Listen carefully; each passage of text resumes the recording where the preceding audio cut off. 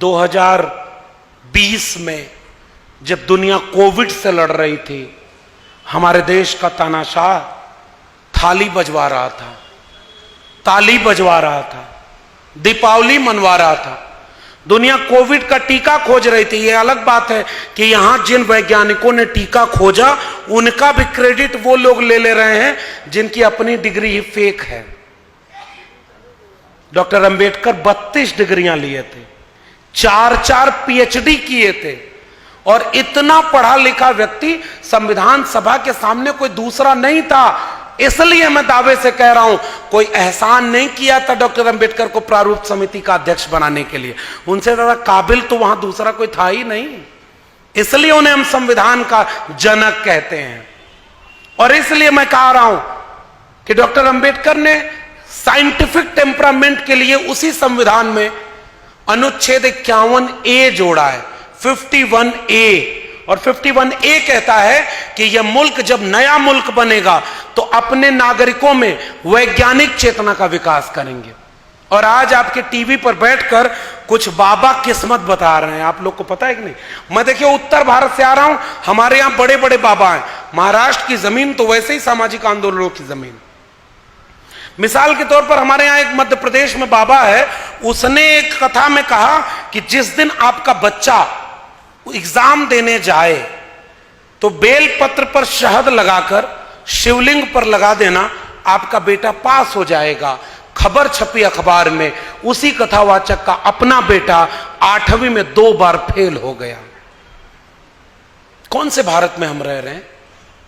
कुछ दिन पहले दिखाया गया टीवी पर कि एक बाबा आपके बताने से पहले किस्मत आपके लिख दे रहा है, आपकी समस्या लिख दे रहा, और टीवी वाले बैठ करके कह रहे हैं कि चमत्कार हो गया। टीवी पर बैठकर चमत्कार की बात कर रहे हैं। वो टीवी जो सैटेलाइट से चलती है, जो विज्ञान की खोज है, और उस पर बैठकर अंधविश्वास फैलाया जा रहा है। महाराष्ट्र के लोगों, मुझे जहां तक याद है, पुराने लोग बैठे हुए हैं, 1990 और 2000 के बीच एक बार गणेश की मूर्तियां दूध पीने लगी थी। आज क्या वो मूर्तियां अब नहीं दूध पीती? मैं कुछ नहीं कह रहा, मैं जानता हूं कि मुझे जहां जाना है वहां मेरे ऊपर इतने मुकदमे हो सकते हैं, और कुछ तो हो चुके हैं। लेकिन बात यह है कि मुकदमे और जेल से, धमकी और हत्या से, गोंडीबा को हत्या करने के लिए ज्योतिबा फूले के घर भेजा गया था। ज्योतिबा फूले ने उनको बुलाकर पूछा जागने के बाद कि तुम मेरी हत्या करने क्यों आए हो? उस आदमी ने कहा कि अगर मैं आपकी हत्या कर लूंगा तो मुझे इतने रुपए मिल जाएंगे। ज्योतिबा फूले खड़े हो गए, कहे अच्छा इसका मतलब बहुत लाचार हो, तुम्हें अगर इससे इतना पैसा मिल जाएगा तो लो मेरी हत्या कर लो। वो आदमी वहीं अस्त्र शस्त्र रख देता है और उनका सबसे प्रिय शिष्य बन जाता है। तो हत्या करने की कोशिश तो उनकी भी की गई, जेल मुकदमे, और भारत में आजादी के बाद अंग्रेजों के साथ जोड़ करके सबसे ज्यादा अपमान जिन लोगों को बौद्धिक लोगों ने किया। मैं जिस दिल्ली से बैठ के आया हूं वहां पर कोई ऐसा नहीं है कि बहुत दिल वाले लोग रहते हैं। वहां आज भी अंबेडकर की तस्वीरें किन लोगों के घरों में हैं, यह बात आपको बताने की जरूरत नहीं है। अंबेडकर क्या सबके नायक बन पाए क्या? मैं ये बात पूरी जिम्मेदारी से पूछ रहा हूं कि 14 अप्रैल को जयंती मनाने वाले संगठन पता लगा लीजिए कि कौन कौन से थे। वो सारे संगठन SC ST OBC माइनॉरिटी के संगठन थे, या तो सरकारी कर्मचारी मजबूरी मनाते हैं। हमने कबूल नहीं किया अंबेडकर को आज भी। उनके पुरखों को जबकि मौका मिला था तो उन्होंने मनुस्मृति लिखी थी जिसमें इंसान को इंसान से बांट दिया। हमारे पुरखे को मौका मिला तो उन्होंने अपने पुरखों पर किए गए अत्याचार का बदला नहीं लिया, संविधान में सबको बराबर की जगह दे दी। एक वोट एक व्यक्ति, एक वोट की एक कीमत होगी। और फिर भी उन्हें अपनाने में आज भी ये भारत के लोग दिल बड़ा नहीं कर पाए। और दावे से कहता हूं कि आप अकेले में बैठकर अपने किसी भी ऐसे मित्र से जिसके जहन में मनुस्मृति है, उससे पूछेगा कि अंबेडकर का मतलब क्या है, वो आपको समझाएगा। बहुत बुरे वक्त में हम जा रहे हैं। एक समय ऐसा आने वाला है कि वो ताकतें जो इसे नागपुर से निकल करके ये बात देश को समझा रही हैं कि बुद्ध विष्णु के अवतार थे, कल एक दिन ऐसा आएगा कि अंबेडकर को भी अवतार बना देंगे। क्योंकि देखो अब अंबेडकर फूले पेरियार को मिटा तो नहीं सकते, इसलिए अप्रोप्रिएट कर लेंगे, मूर्ति लगाएंगे वो, और आपका वोट लेके जाएंगे आपकी जाति के लोगों को आगे करके। आखिरी में कुछ बातें बस कह करके मैं एक बात कह के जा रहा हूं, सच कहना पड़ेगा। डॉक्टर अंबेडकर इसलिए बन पाए क्योंकि उन्होंने अपने वक्त का सच कहने का जोखिम उठाया था। भले ही वो गोलमेज सम्मेलन हो, भले ही यहां की कोई सम्मेलन हो, आमने सामने बैठ करके साफ तौर पे कहते थे कि आप जो लड़ाई लड़ रहे वो हमारे लोगों की मुक्ति के लिए नहीं लड़ रहे। और इसलिए आज हमें अगर अंबेडकर की बात करनी है तो हमें अपने वक्त का सच कहना होगा कि आज का राजा जालिम है, तानाशाह है। एक कहानी शायद आप लोगों ने सुनी होगी। एक राजा बहुत तानाशाह था। वो उसके डर से उसके राज्य में कोई नहीं बोलता था, और उसके जितने दरबारी थे वो चापलूस थे। राजा कुछ भी कहे सब जी हां जी हां। वो जैसे एक किस्सा है ना अकबर बिरबल का, कि बिरबल को बुलाकर अकबर ने कहा कि बैगन बड़ा भला है, तो बिरबल ने कहा हां सरकार, सिर पर ताज धरा है। थोड़ी देर बाद स्विंग हुआ मूड, अकबर बुला के बिरबल से कहते हैं बिरबल बैगन बड़ा बुरा है। बिरबल तुरंत छूटते ही बोला बिल्कुल सरकार, बेगुन नाम पड़ा है। अकबर ने बिरबल से कहा बिरबल तुम्हारा कोई अपना स्टैंड है कि नहीं? मैं कह रहा हूं भला है तो तू कह रहा है भला है, मैं कह रहा हूं बुरा है तो तू उसको भी कह रहा है बुरा है। बिरबल पलट के बोलता है सरकार मैं बैगन की नौकरी थोड़ी ही करता हूं। चापलूसी का यह आलम होता है। और उस कहानी को मैं आज के दौर में जरूर कहना चाहता हूं कि उस राजा के आतंक से चापलूस दरबारी कुछ नहीं बोलते थे और पूरे दरबार में लोग उसकी वाहवाही करते थे। एक बार एक व्यापारी आया, उसने कहा कि सरकार एक ये मैं कारीगर लेके आया हूं, ये एक ऐसा कपड़ा सोने और चांदी की तार से बनाता है कि वो उसे ही दिखता है जो दिल से ईमानदार हो और सच्चा हो। राजा ने कहा ये कपड़ा मैं पहनूंगा, तुम बनवाओ। महीनों की तैयारियां हुई, कपड़ा बनना शुरू हुआ, पूरे राज्य में चर्चा हो गई। राजा के लिए एक ऐसा कपड़ा बनाया जा रहा है जो उसे ही दिखाई देगा जो दिल से ईमानदार और सच्चा होगा।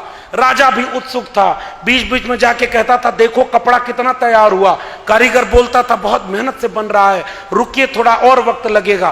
कुछ दिन बाद कपड़ा तैयार हुआ, राजा वो कपड़ा पहना और पूरे शहर में घूमने निकल गया। सारे लोग जाकर कहते थे कि राजा का कपड़ा कितना अच्छा लग रहा है, राजा का कपड़ा कितना प्यारा है, राजा का इतना शानदार कपड़ा पहना हुआ है। लेकिन असल में वो कोई कपड़ा ही नहीं था, वो अदृश्य कपड़ा था।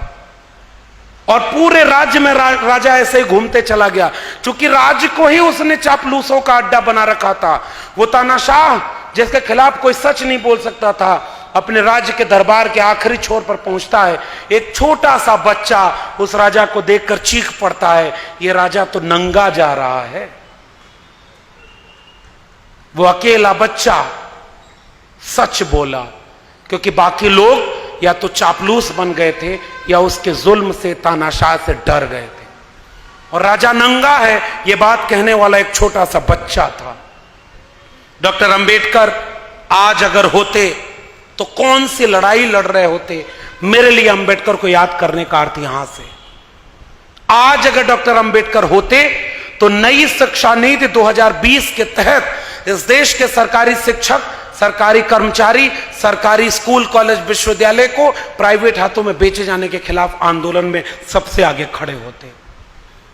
आज अगर डॉक्टर अंबेडकर होते तो कोविड के समय जो 3 कानून पास हुए थे, न्यू एजुकेशन पॉलिसी 2020 के बाद किसानों के 3 कानून और श्रमिकों के 3 कानून, इस देश के ट्रेड यूनियन को तो बर्बाद कर दिया गया। श्रमिक अपना कानून नहीं बचा पाए भाई इस देश में। आज अगर श्रमिक 100 लोग इकट्ठे हो जाएं तो व्यापारी के पास ये मौका है कि वो उन श्रमिकों को नौकरी से निकाल सकता है। आप ट्रेड यूनियन नहीं बना सकते। और एक जमाने में इसी महाराष्ट्र में इतनी बड़ी ट्रेड यूनियन हुआ करती थी कि ट्रेड यूनियन के आंदोलन बड़ी बड़ी सरकारों के तख्ते पलट देते थे। ट्रेड यूनियन खत्म हो गया और ट्रेड यूनियन की वकालत करने वाले फूले और अंबेडकर दोनों थे। क्या ये अंबेडकर के सपनों का भारत बन रहा है? इसलिए मैं कह रहा हूं कोविड की आड़ में श्रमिक कानूनों में संशोधन हुआ है, कोविड की आड़ में न्यू एजुकेशन पॉलिसी बदल दी गई है और कोविड की आड़ में 3 कृषक कानून पास कर दिए गए।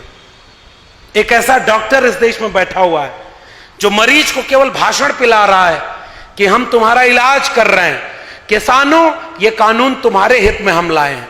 विद्यार्थी और शिक्षकों, नई शिक्षा नीति तुम्हारे हित में हम ले आए हैं। और तमाम लोग, ये शिक्षा नीति हम तुम्हारे मजदूरों के हित में ले आए।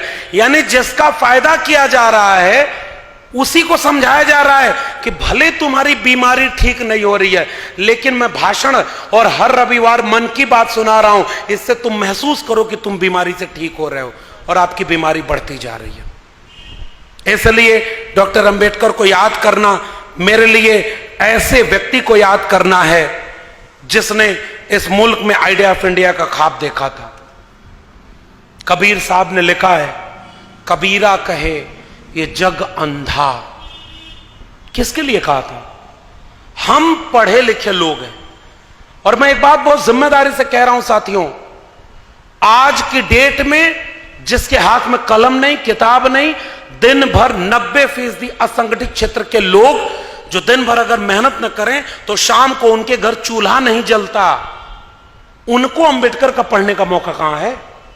उनको यह बात कैसे पता होगी कि भारत का संविधान कैसे बर्बाद किया जा रहा है, कैसे इस देश में दंगा, सांप्रदायिक मंदिर मस्जिद की लड़ाई के नाम पर शिक्षा रोजगार बर्बाद किया जा रहा है। फिर जिम्मेदारी किसकी है? जिसके हाथ में कलम और किताब है। फिर जिम्मेदारी किसकी है? जिसने भारत के संविधान का लाभ लिया है। फिर जिम्मेदारी किसकी है? जिसे पता है कि गलत हो रहा है। और अगर हमें पता है कि गलत हो रहा है, फिर भी हम अगर चुपचाप सब होता हुआ देख रहे हैं, तो माफ करिए, हम अपनी जिम्मेदारी पूरी नहीं निभा रहे। आपने हमें बुलाया, इतने बड़े होटल में ठहराया, इतना पैसा खर्च किया, ऐसे कार्यक्रमों की जरूरत है, क्योंकि कुछ साल पहले यहां ऐसे लोग का ऐसे कार्यक्रम में नहीं कर पाते रहे। आज वो कार्यक्रम हो रहे हैं। और बाबा साहब की जयंती, और एक और बात कह दूं, नागपुर में हूं तो कुछ जोखिम और उठा लेता हूं। कुछ दिन पहले इसी देश में धार्मिक नाम पर रैलियां निकाली गई थी, और उत्तर प्रदेश और बिहार में धर्म की रैली में तलवार और त्रिशूल लहराते हुए दंगा कराया गया, कर्फ्यू लगा और कई लोगों की हत्या हो गई। चंद हजार लोग सड़कों पर थे। 14 अप्रैल को इस देश ही नहीं दुनिया में करोड़ों लोग सड़कों पर उतरकर शोभा यात्रा और रैली किए। अखबार में कहीं खबर छपी हो कि अंबेडकर जयंती के दिन एक चींटी भी आहत हो गई हो तो मुझे दिखा दीजिएगा। यह फर्क है दोनों विचारधाराओं में। और आज इस देश में धर्म संसद के नाम पर आपके सामने कहा जा रहा है, हिंदुओं तुम खतरे में हो, चाकू तेज करो, तलवार तेज करके अपने घर में रखो। आपके यहां और दक्षिण भारत में कई नेता ऐसे बयान देते हैं, उनके ऊपर कोई मुकदमा नहीं होता। और हम आपसे कहने आए हैं कि चाकू तलवार छोड़ो। हमारे पुरखों के हाथ में कुदाल फावड़ा था, हल की मूठ थी, चमड़ा उतारने वाला हथियार था, खेती किसानी थी। हजारों हजार साल तक उन्होंने वही सब किया, तब जाकर कोई फूले अंबेडकर पेरियार हुआ। हमारे हाथ से कुदाल फावड़ा हटा, कलम और किताब आई। मैं आपसे कहने आया हूं, ये चाकू तेज करने वालों को चाकू तेज करने दीजिए। इस देश के 90% घरों में कलम तेज करके पहुंचा दीजिए। आइडिया ऑफ इंडिया बन जाएगा, अंबेडकर के सपनों का भारत बन जाएगा। हमारी लड़ाई कलम और किताब की लड़ाई है।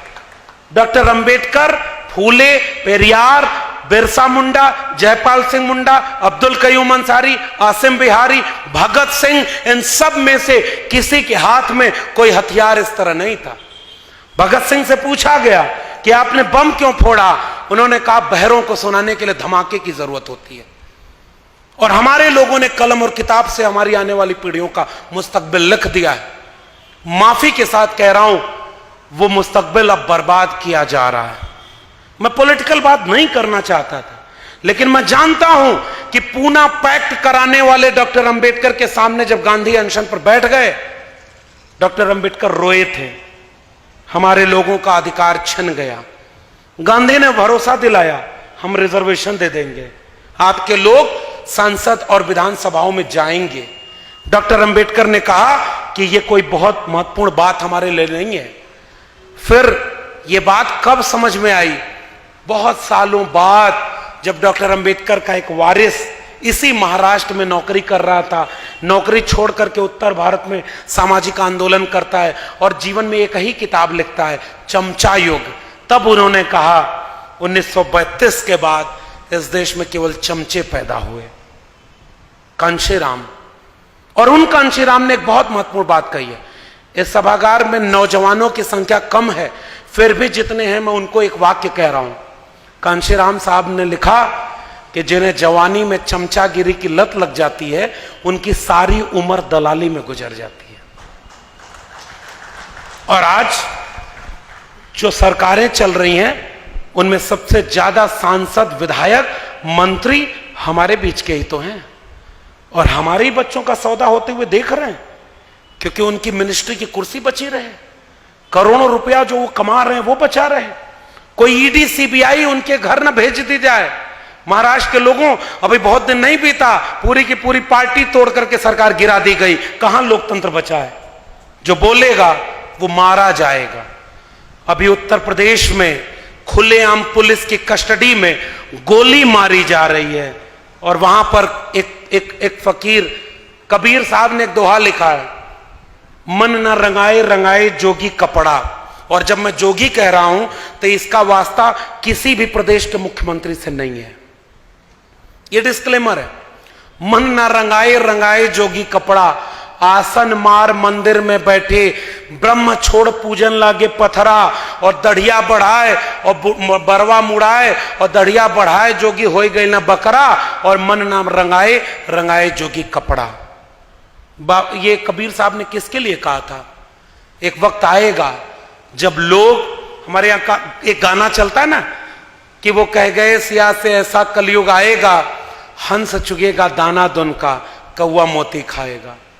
और आज आपके लोग अपनी नौकरी बचाने और तमाम चीजों को लेकर के अपने चीजों का सौदा कर रहे हैं। और इसलिए मैं कह रहा हूं कि हमें इस बात को सच तो बोलना होगा ना भाई, कि आखिर में वो सारी चीजें कौन लोग कर रहे हैं। और उस योगी की बात मैं क्यों कर रहा हूं? उत्तर प्रदेश में शिक्षक भर्ती घोटाले के लिए जो विद्यार्थी आंदोलन कर रहे थे, उनके ऊपर लाठी चलवाई गई, मुकदमा किया गया, और जो शिक्षा मांग रहा है उसको जेल डाला जा रहा है, और जो कांवड़ होने जा रहा है उसके ऊपर हेलीकॉप्टर से फूलों की बारिश की जा रही है। इसी दिन रात के लिए आपने इन्हें मुख्यमंत्री चुना या हमने चुना? और जो लोग अब इस मुल्क का निजाम बन के बैठे, उनकी तो बातें ही क्या करना। डिग्री तक उनकी सच्ची नहीं है, उनकी बातों में कितनी सच्चाई होगी मुझे पता नहीं। और इसलिए मैं एक बात कह रहा हूं, ये लोग बहुत मेहनत करते हुए दिखते हैं।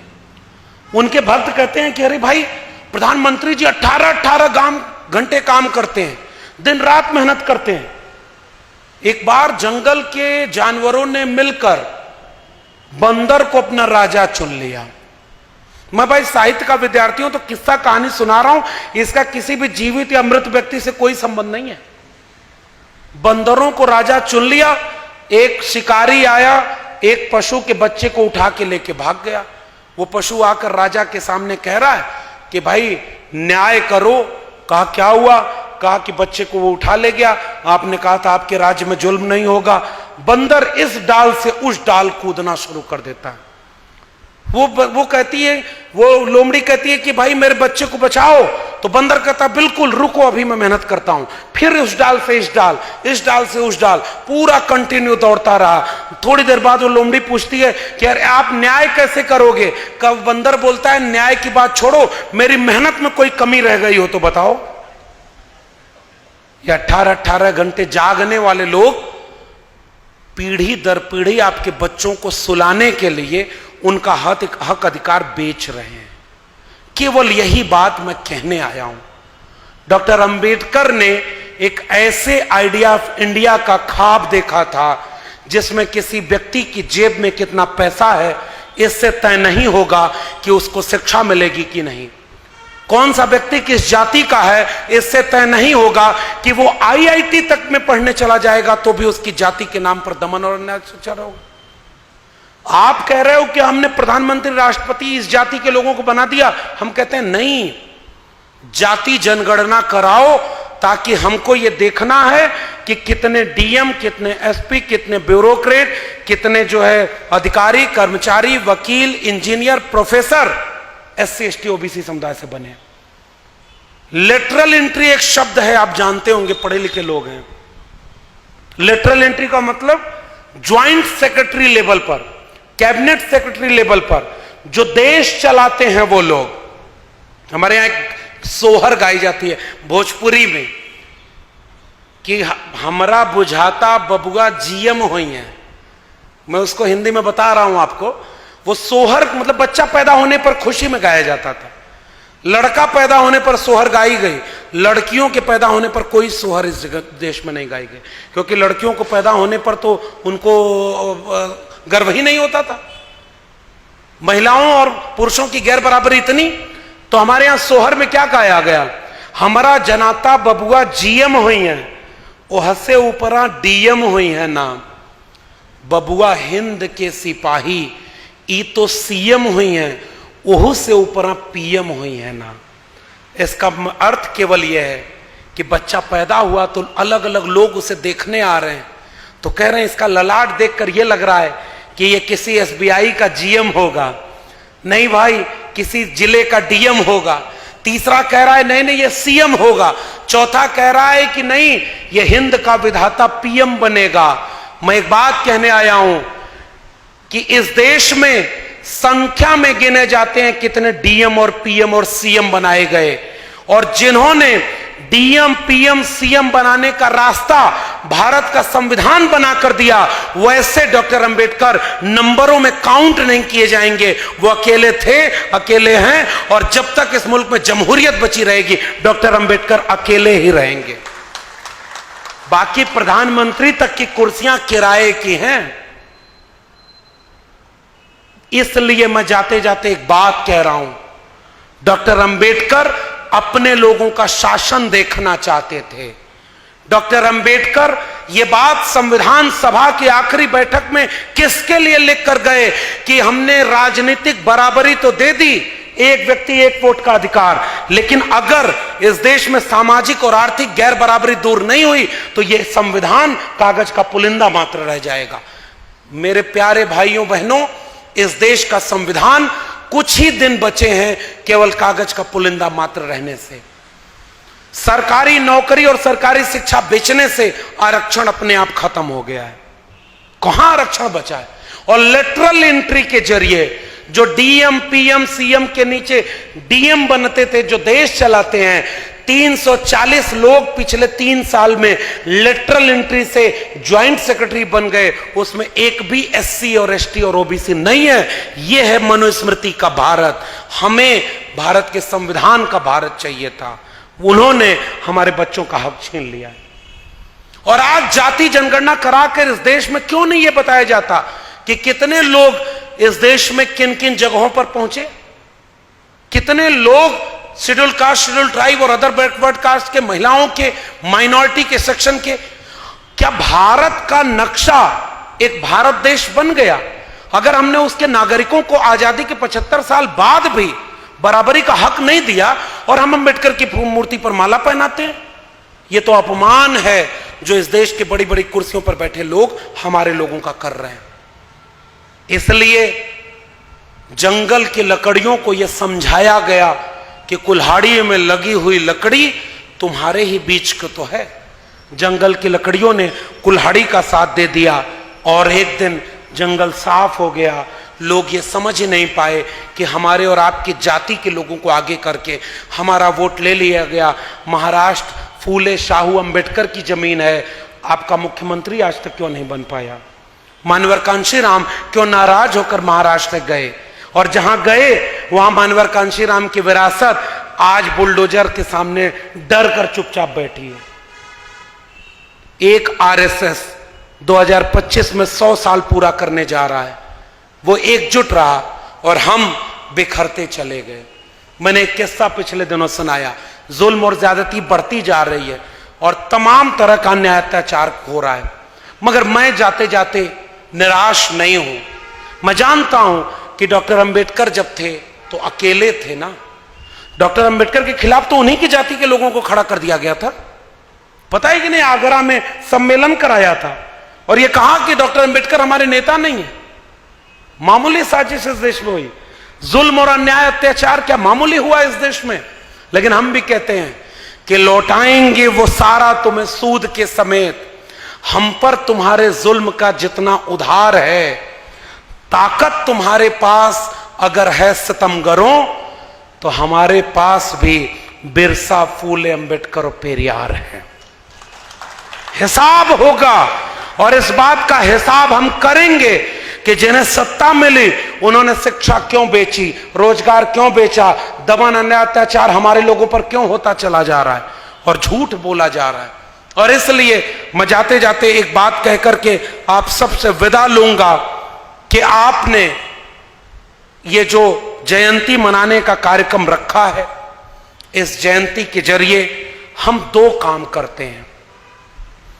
पुरखों का इतिहास बार बार इसलिए पढ़ाया जाता है कि जब भी हम कमजोर पड़ें तो हिम्मत मिले कि पुरखे हमारे ऐसे थे। जब हमारे पुरखे उनके पुरखों से नहीं डरे तो हम इनकी लाठी गोली जेल से डरने वाले नहीं हैं। ये हिम्मत लेकर के हम वापस उस मिशन आंदोलन को आगे ले चलें। मुझे लगता है कि इस तरह के जयंती के कार्यक्रमों का मकसद ये होना चाहिए। गांव गांव अगर हम नहीं गए और अगर लोगों को जागरूक और शिक्षित नहीं किए तो डॉक्टर अंबेडकर के सपनों का भारत कतई नहीं बनेगा। और मैं दिल्ली विश्वविद्यालय का एक ठेके पर प्रोफेसर, भाई मुझे प्रोफेसरी की वजह से तो आपने सम्मानित नहीं किया। अगर प्रोफेसरी की वजह से, डिग्री की वजह से सम्मानित करना होता तो मेरे विश्वविद्यालय के कुलपति को बुलाते। लेकिन आपने मुझे सम्मानित किया क्योंकि आपने महसूस किया मैं यहां बैठे अधिकांश लोगों से पहली बार मिल रहा हूं, लेकिन चूंकि जैसी जगह पर मिल रहा हूं मुझे लग ही नहीं रहा कि मैं नए लोगों से मिल रहा हूं, क्योंकि ये रिश्ता विचारों का रिश्ता है। आपके भी दिल में जो फूले, अंबेडकर, पेरियार हैं वही हमारे भी दिल में है। आप जो भारत बनाना चाहते वही भारत हम भी बनाना चाहते, इसलिए हमारा रिश्ता विचारों का रिश्ता है। आपके सम्मान को, आपके इस प्रेम को सर आंखों पर लेकर लौट रहा हूं। मैं जानता हूं कि जो काम मैं कर रहा हूं वो बहुत मुश्किल का काम है। जिन लोगों के खिलाफ मैं बोल रहा हूं वो बहुत जालिम लोग हैं। उन्होंने गोविंद पंसारे, कलबुर्गी, गौरी लंकेश से लेकर के तमाम लोगों की हत्याएं की हैं। वो आज भी हमारे लोगों को सबसे ज्यादा जेल में डाले हुए हैं। भीमा कोरेगांव के नाम पर आज भी लोग जेल में हैं। और आज भी डॉक्टर अंबेडकर के नाम पर अगर हक मांगो, रहा होगा एक जमाना साहब, एकलव्य का अंगूठा द्रोणाचार्य ने काटा रहा होगा। आज मेरे अपने विश्वविद्यालयों में तमाम लोग जाति देख करके इंटरव्यू में नंबर दे रहे हैं। नए द्रोणाचार्यों ने आज के एकलव्यों का अंगूठा नहीं काटा, पूरा का पूरा हाथ काट लिया है। अब आपके बच्चों को शिक्षा नहीं मिलने वाली। चलिए जेएनयू डीयू में आपको दिखाता हूं कि कितने लोगों का इंटरव्यू में नंबर कम दे करके उनको वैकेंसी से बाहर कर दिया। ईडब्ल्यूएस रिजर्वेशन लागू कर दिया, और लागू करने के बाद आप क्यों नहीं, इस देश का ओबीसी प्रधानमंत्री ये बात कहता है कि मंडल कमीशन कहता था कि 52% रिजर्वेशन, 52% ओबीसी को होना चाहिए। और अगर तुम ओबीसी प्रधानमंत्री हो तो घोषणा करो कि ईडब्ल्यूएस की अपर लिमिट 50% क्रॉस होने के बाद 50%, 52% रिजर्वेशन हम इस देश की ओबीसी आबादी को देंगे। तुम्हें केवल वोट लेना है, इसलिए झूठ बोलते हो कि मैं तुम्हारी जाति का हूं। जाति के साथ सबसे बड़ा अन्याय, अत्याचार ये हो रहा है। दलित पैंथर मूवमेंट इसी महाराष्ट्र का था, और आजकल कुछ पैंथर उनकी गोद में मिनिस्टर बन के बैठे हुए हैं। अगर आंदोलनों का ये हश्र होगा तो मैं फिर से कह के जा रहा हूं, हम अपने पुरखों को इसलिए याद किए कि हमारे पुरखे लायक थे। उन्होंने इतना कुछ किया कि उनके दम पर हम यहां खड़े हैं। इसलिए मैं कह रहा हूं कि मुझे डर क्यों नहीं लगता। मुझे डर इस बात से जरूर लगता है कि मैं जाता हूं तो लोग पहचान जाते हैं कि ये है वो लड़का जो इतना बोल रहा है। तो जो पहचान कर दिल मिलाता है वो हाथ मिलाता है। जिसको मैं चुभता होऊंगा वो कल को क्या करेगा मुझे इस बात का कोई अंदाजा नहीं। जान जोखिम में लेकर वो सच बोल रहा हूं जिसको इस मुल्क के अखबार नहीं लिख सकते, इसलिए क्योंकि हमारे से ज्यादा जोखिम तो हमारे पुरखों ने उठाया था। और अगर वो ना होते तो मैं भी उत्तर उत्तर प्रदेश के किसी गांव में गाय भैंस चरा रहा होता, दिल्ली इलाहाबाद विश्वविद्यालय टॉप करके दिल्ली विश्वविद्यालय में प्रोफेसर अपनी मेरिट के दम पर नहीं बन पाया होता। मैं यहां खड़ा हूं क्योंकि भारत का संविधान और मंडल कमीशन लागू था। मेरे पुरखे बिरसा, फुले, अंबेडकर और पेरियार थे। मगर आने वाली पीढ़ियां 25 साल बाद जब इस मुल्क की आजादी के 100 साल मनाए जाएंगे तो किस रूप में हमें याद करेंगी, ये मैं सोच करके अपनी जिम्मेदारी निभाने के लिए यहां खड़ा हूं। वो पीढ़ियां हमसे पूछेंगी कि जब तुम थे तो तुम्हारा बैंक सरकारी था, जब तुम थे तो तुम्हारी नौकरी सरकारी थी, जब तुम थे तो तुम्हारे स्कूल कॉलेज विश्वविद्यालय सरकारी थे, बिना फीस दिए भी तुम पढ़ लिए और अच्छी डिग्री पा गए। जब तुम थे तो इस देश में सांप्रदायिक सौहार्द था, जब तुम थे तो भारत का संविधान लागू था, जब तुम थे तो मंडल कमीशन लागू था। और तुमने हमें कौन सा भारत सौंपा है? सांप्रदायिक दंगे का भारत, सरकारी चीजों के निजी हाथों में बेच दिए जाने का भारत, हमारी नौकरियों के श्रमिक और मजदूर बना दिए जाने का भारत, और सस्ता मजदूर व्यापारी का गुलाम बन गया, हमारे हक अधिकार छीन लिए गए। तुम हमें कौन सा भारत सौंप करके गए हो? आने वाली पीढ़ियां हम पर गर्व करें, हम पर शर्म न करें।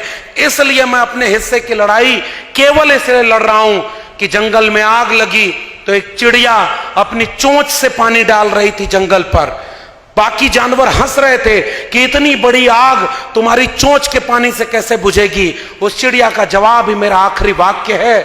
उस चिड़िया ने कहा कि मैं जानती हूं कि मेरी चोंच के पानी से यह जंगल की आग नहीं बुझेगी, लेकिन जब इस आग का इतिहास लिखा जाएगा कि जब भारत का संविधान तार तार किया जा रहा था, जब प्राइवेटाइजेशन किया जा रहा था, जब रिजर्वेशन खत्म किया जा रहा था, जब रोज हिंदू मुस्लिम का दंगा का माहौल बनाया जा रहा था, जब आपके ऊपर झूठे मुकदमे जेल में भेजे जा रहे थे, जब आपके श्रमिक और मजदूरों के कानून छीने जा रहे थे, तब तुम क्या कर रहे थे? तब मेरा नाम उस आग लगाने वालों में नहीं, आग बुझाने वालों में शामिल होगा। बहुत बहुत धन्यवाद। जय भीम, जय मंडल, संविधान जिंदाबाद, उल गुलाम जिंदाबाद, इंकलाब जिंदाबाद।